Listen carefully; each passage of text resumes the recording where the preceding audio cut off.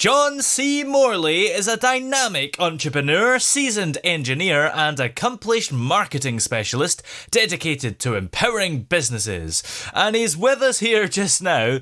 How are you today? Doing well, Tobias. So just getting ready to start my day. Yes. Now, you've been a serial entrepreneur for several years. So what was your journey into entrepreneurship? Well, I think a journey started when I was in college.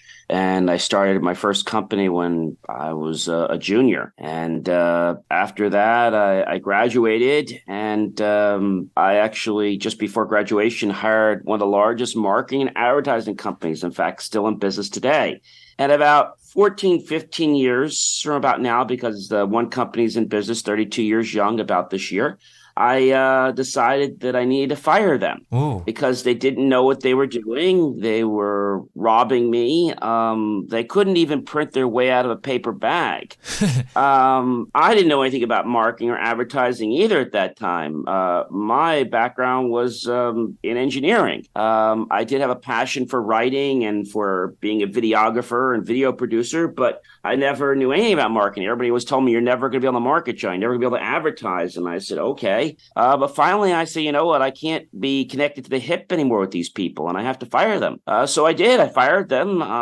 Actually, I went to Xerox first, who we were a client of, and I bought my first print production machine. And we failed miserably for the first 2 years. And then I built a full print production graphic media digital design center. I became a national talk show host.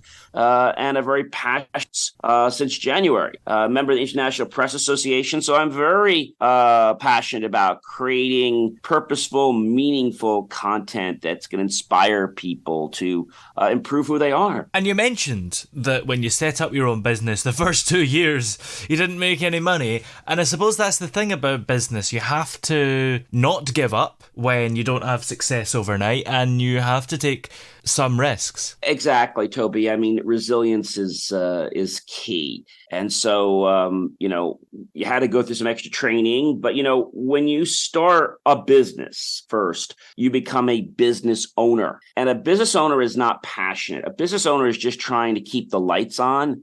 They want to do the right things, but they're getting paid to work. When you become an entrepreneur, I don't get paid to work. I get paid to play. Last night, I was doing a press release for a client, and then I did one for myself. And I have to tell you, I just love to play. I love to, tinker with words and tinker with video. That it makes me passionate. I have my own podcast every single day, Wow.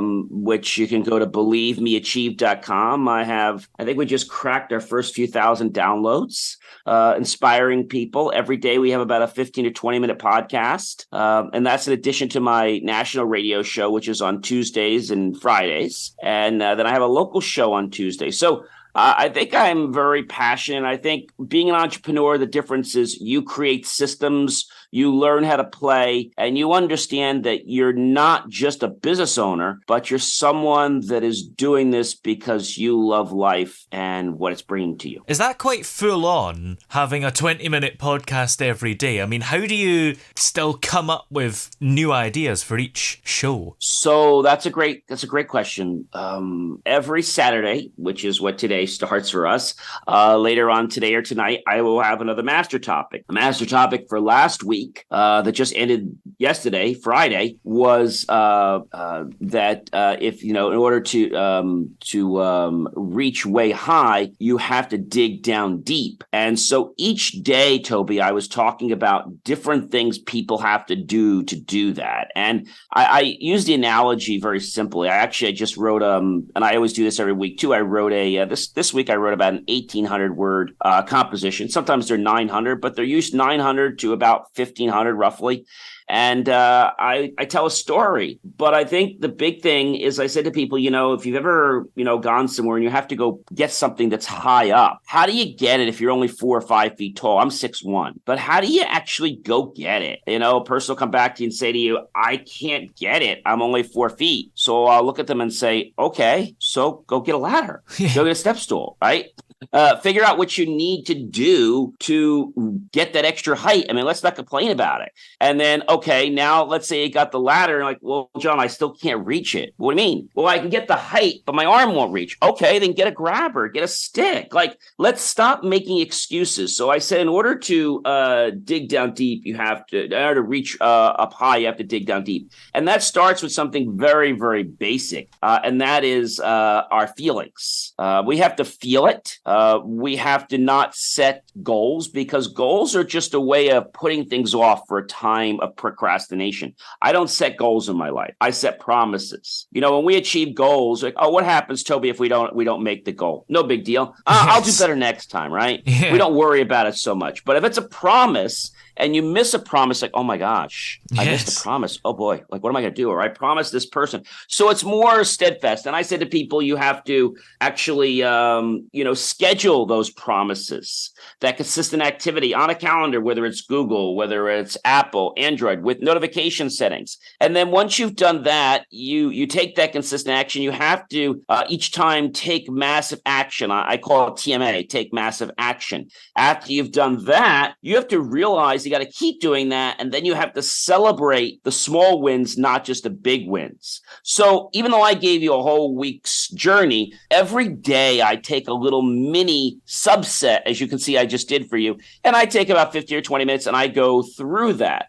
Within 24 hours, the show publishes as a podcast. And when you're making promises for yourself, I guess they have to be realistic and achievable for you to actually have a chance of fulfilling them. Absolutely. I mean, you have to make them realistic. So, I mean, let's say, for example, you're trying to make this, you're trying to make, let's say, a promise yourself that you want a new car. Okay, well, that's fantastic. But what are you going to do to get that car? Now, of course, you can do motivation, you can do meditation, you could do law of attraction. These are all wonderful things. But people don't realize that it doesn't just pop into your lap. I mean, it might appear like it does, but it really doesn't. You're creating that law of attraction because of what's happening to you. And your RAS, your reticular activating system, is what's responsible. See, our RAS was never designed to make us successful, Toby. It was designed for keeping us alive. And so as we learn to push our RAS, we get more comfortable. So I say you have to get comfortable being slightly uncomfortable. And what we focus on from Nightingale Conant is what we become. So it's not like you can just sit there and just imagine. I mean, yes, you can do that. And that's going to get your internal compass or your RAS to be on track. That's why people say you have to meditate. But I don't want you to just think you're going to close your eyes every day and bam, it's going to pop into your lap. You're going to get inspired thought and you're going to need to take that inspired action, right? Like starting a podcast. Did it just happen? No, I got inspired action and I followed that passion, right? I mean, you didn't get your podcast off the ground probably in 5 minutes. You had to take some serious action, right? And consistency to keep it going. Are there any kind of mindset shifts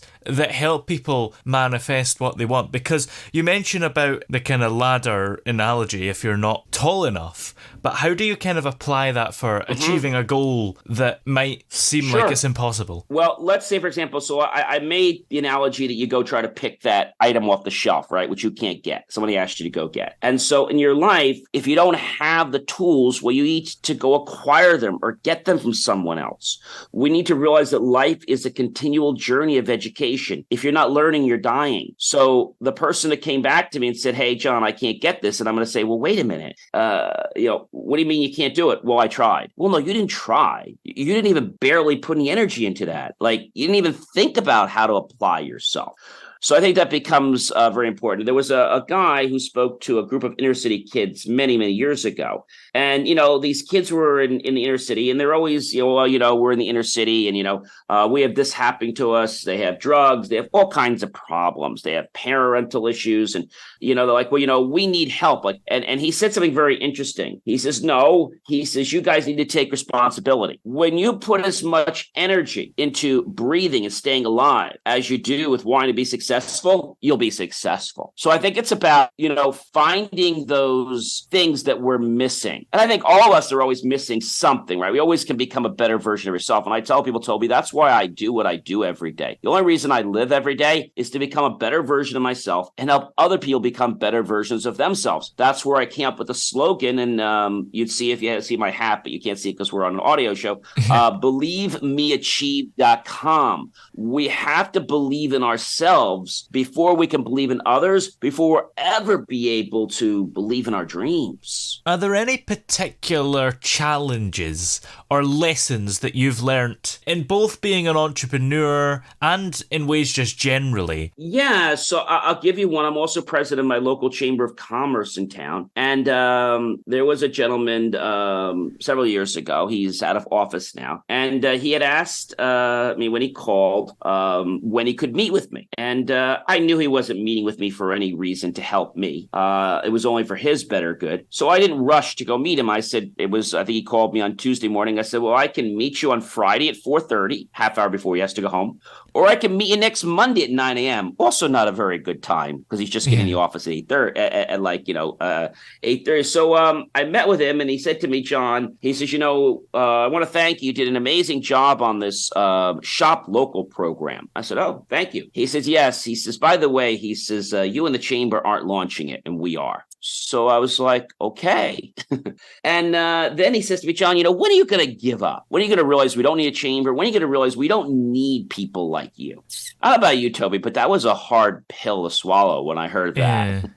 And I tried to remain professional. And I immediately sat in one of his leather plush chairs and I closed my eyes for a minute or two. And he goes, John, what are you doing? I said, excuse me, sir. I said, I don't want to lie to you. I want to give you the exact year, the exact month, the exact day, hour, minute, and second that I'm officially going to give up. Just give it to me. I'm almost there.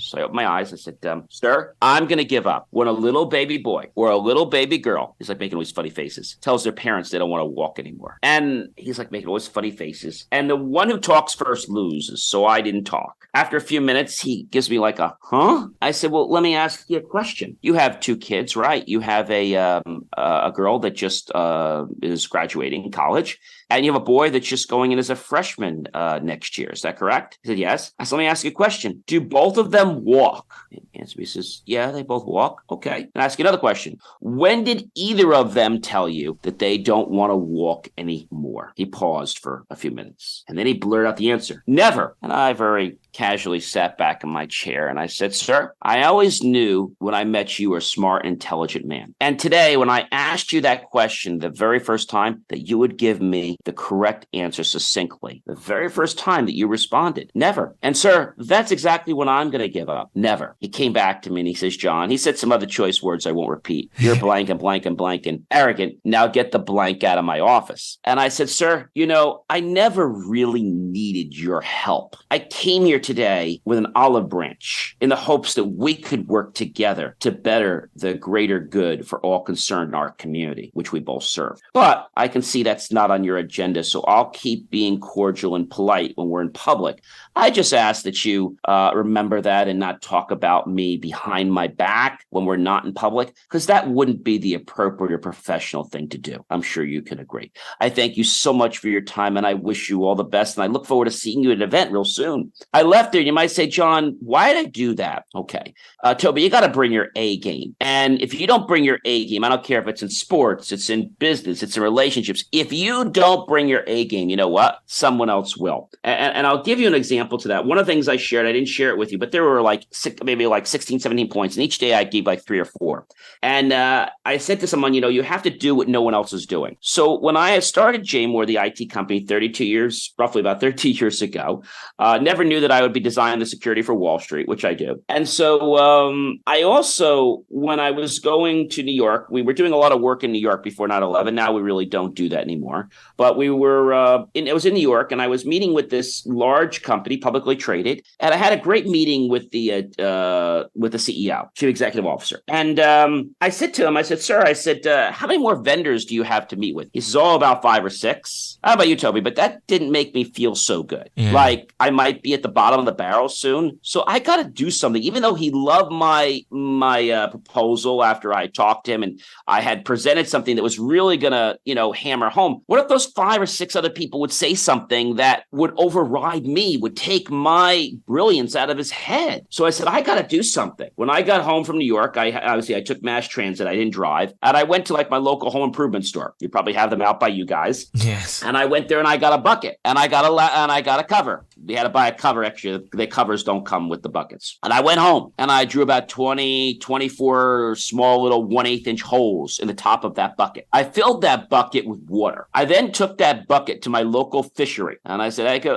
afternoon, guys. Can you give me 2 live lobsters? They gave me 2 live lobsters. I put them in the bucket. I had a card. I went over to FedEx and I shipped that container, obviously with the dangers and the live species notifications, to this company in New York. Remember, I only got back from them a few hours ago. The next day, they received this live bucket. The guy calls me, he goes, what the blank did you send me? I said, did you go see it, sir? He says, no. He says, security is all up my you-know-what with this bucket. I said, well, I'd go check it out and then give me a call back. He's like, John, I don't have time for this. He's like, I got meetings away. I said, well, you know what, then don't worry about it. Just check it out later or tomorrow. I said, don't worry about it. He said, John, but I can't. They keep calling me every freaking 5 minutes. I said, well, then I guess you better go down to the loading dock if you want to see what it is and have them stop calling you. He's like, I have no time for this. I understand. So I guess I'd go check it out if I was you. Your time is money, isn't it? So he goes downstairs and he calls me back. He says, what the blaze is this? And I said, did you open it? He says, no. He says, I'm looking at a bucket with holes in it. I said, why don't you ask one of your dock hands to open it up for you? He does. And the guy opens it up. They're looking inside. I said, be careful. It's alive. He said, what do you mean it's alive? They open up and the guy says, what's in it? He says, there's 2 live lobsters. He goes, 2 live lobsters? Why'd you send 2 live lobsters? I said, why don't you look at the card? So they take the card off the bucket. Dear Mr. Such and Such, I thank you for the time and opportunity that you spent with me yesterday in allowing me to present my company's products and services, as well as getting to know you. And I am hopeful and grateful for the possible opportunity of you doing business with me and my company someday soon. When I finish crawling my way to the top, would it be okay to ask for your business? Warmest regards, with gratitude, John C. Morley, serial entrepreneur. And actually, at that time, I wasn't a serial entrepreneur. I think I just said John C. Morley, entrepreneur and engineer, because I wasn't an entrepreneur yet. That was only like in my 4th year of the company. I didn't start doing that until the 15th year in company.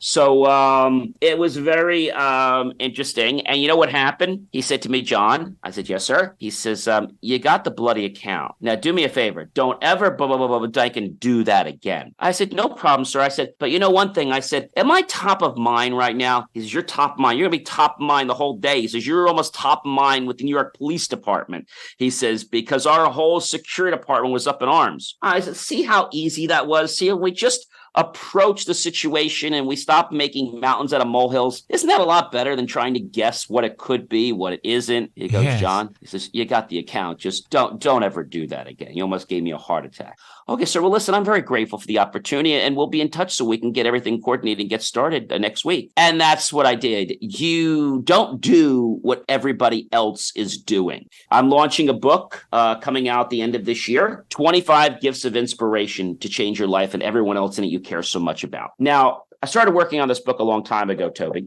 And every month there's going to be a chapter releasing. See, because the book's going to be a long book. So I plan on letting people buy the book as a subscription, either 1 chapter a month or 2 chapters a month. And each month you will get a toy. The first month you will get a garbage can with the first chapter. And people said, and what I did when I did the show is I wrapped these toys for the 25 days of Christmas. And you might say, well, gee, why is the universe giving me a garbage can? Is it trying to tell me I'm garbage? No, it's telling you that because it wants you to realize that you need to get rid of some things, people, attitudes, or behaviors in your life so you can become a better version of yourself. And I need to admit that. Yeah. What was it that inspired you to write this upcoming book? When I started the IFYL podcast over 2 years ago, Inspirations for Your Life, it was just a show where I get on and, talk about just like John's life and some things you could do better. But I said, I need to make this more into something. But I didn't know how to make it into anything. I knew the name of the show, but I didn't really know how to make anything. I didn't have an opening. I didn't have a closer. I didn't have anything. Yeah. And so I decided over, I think it was that November, that I'm going going to start making this show into a series. And I'm going to start making things that are related to things for a period of time. So I started with my first longest series, which was 25 days. The 25 gifts of inspiration around the holidays. Now, my series aren't that long anymore. They're just 7 days, right? But every day I would wrap. I went to the dollar store a few weeks before December 1st, and I bought all these gifts, and I wrapped them in holiday wrap. And every day I would open up a package like a little kid in the candy store and pretend like I didn't know what it was. And I wonder what the universe has gifted me today. And it got me to realize that I need to start doing what I've done when I was a lot younger. I need to play like I was when I was a kid. One of my most memorable experiences, Toby, was taking out a bottle of bubble solution. We probably all can relate to this. Whether it's watching Ernie or Bert take let's say that dauber out and try to blow bubbles. If you remember on Sesame Street, the first time they did that, how amazed people were. It's like, what is this? Oh, it's some kind of fluid I got down by Mr. Hooper's store. Well, what is it? Oh, they say you can make things with it. Oh, let me try. Oh, well, you just that's how you do it. You blow into it. Well, no, you can just do this. Oh, well, I guess you can do that, Bert. Yeah, well, I think the instructions say you're supposed to blow. Well, I like doing it this way, Ernie. Oh. So I started realizing that it's about creatively playing. I also create movies, being a video producer on BelieveMeAchieve.com. I have a super motivational Friday. I have a Science Fridays with John. I do STEM projects every 3 months that kind of book out. And I do a JCM Academy on Monday. But I said this to you because when I did that video, I said you need to play like you were when you were a kid. And I opened that jar, and I was in a field with a pair of jeans on and a shirt. And I said, let's open this jar. Let's imagine what it was like to open up that jar and what it was like. And I said, when you wave that wand or you blow like you just don't have any energy or enthusiasm, what do you get? You get nothing. You get a bubble, if anything. But when you creatively, pull it around your body or you blow like, with a flow, it creates amazing amounts of bubbles. So the reason we don't play when we get older is our ambitions get built up. Our parents and people say, oh, you can't do that. You can't do this. You can't do that. For years, Toby, people said, oh, you can't do marketing. You can't do advertising. You can't write. You can't do that. You're an engineer. You're never going to do that. Engineers don't talk to other engineers. Engineers don't talk to people. They're not extroverts. Well, I am. Yeah, well, you're a disgrace to the engineering industry because we don't do that. Why? Because you're uncomfortable doing it? Well, don't ask questions.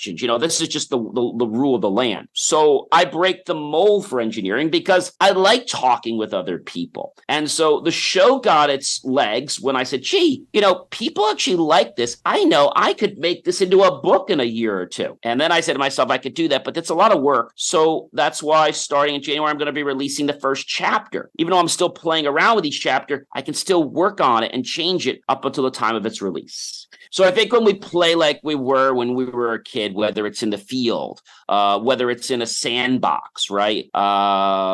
Whether it's swimming, it doesn't matter what it is. You can recall back to any time in your childhood where you had an amazing time. Who said that has to stop now? I love to keep singing. I love to keep inventing. I'll be a kid probably till around. I plan on hanging around about 103. That's what my agenda is because I've got so much work to do. And I would say when you play like you were when you were a kid, it doesn't matter, what you think about, what your icons are, whether they're the Muppets, whether they're Mr. Rogers, whether they're the electric company, whether they're the first time you kicked the ball around or the first time that you decided what bubble mix was, or maybe it was just the fact that you figured out how to creatively ask your parents and get what you wanted for Christmas or the holidays, right? How many kids did not get what they want for the holidays? Very rare, right? If you're in a good family and you were able to get that. So I said to myself, what changed when I got out of college? How did I change? Like I was so dynamic and I could get whatever I wanted. What happened? People's ideas shaped me. And then when I got out of college, Toby, I was very fortunate at that time to, with my parents' help, to have a Jeep. And when I first got my license, I had gotten a used Chevy S10 Blazer. Now I'm on like my 7th or 8th car. But before that, I said to myself, I want to get something a little more luxurious. So So I went to the dealership. I drove around the car, and I remember the sales rep, and I said, I'd like to try the nav out because that's really what's going to make you. He says, oh, we don't enable that for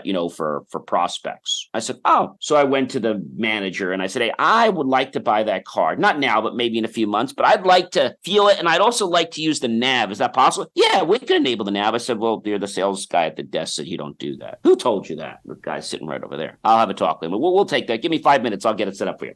So I drove in the car, Toby. I felt what it was like. I smelt the car. I heard the nav, took pictures, put it on my phone, put it on my computer screen. And every day when I got home, I sat in my chair, closed my eyes, and I started my proverbial car. I took a short drive. Sometimes I took a longer drive. And I'm going to say magically, that car showed up in my driveway. Now, I say magically, but I was taking massive action and didn't even know I was taking the steps to get that car. Where are we able to find your book when it comes out and keep up to date with you everywhere? Yes, so very easy. So I have believemeachieve.com, BELIEVE me, M-E achieve, ACHIEVE.com. And you can just check, we call it my link tree. And that constantly evolves. I'm sure the book will probably be at that time one of the top links. Right now, my top link is the fact that I do not just STEM, but I've rolled out STEM for people's birthday and holiday parties. Because when you choose to have a party with me, I love to party, but I inspire, educate, and motivate kids to not only want to have fun, but to learn in the process while we're blowing things up or perhaps just exploring chemistry or physics. Yes. Well, many thanks for talking to us today. It's been great having you here. It has been a privilege and a pleasure to share some of the work that I do with you and your wonderful viewers and listeners.